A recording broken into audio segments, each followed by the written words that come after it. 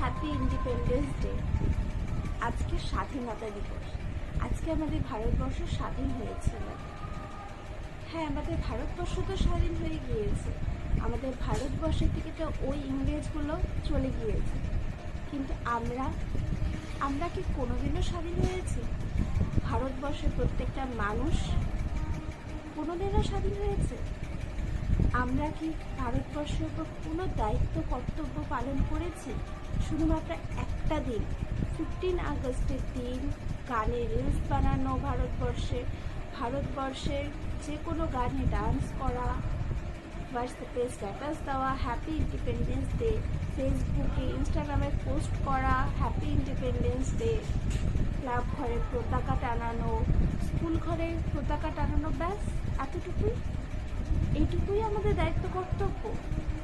এই দেশের উপর কি আমাদের আর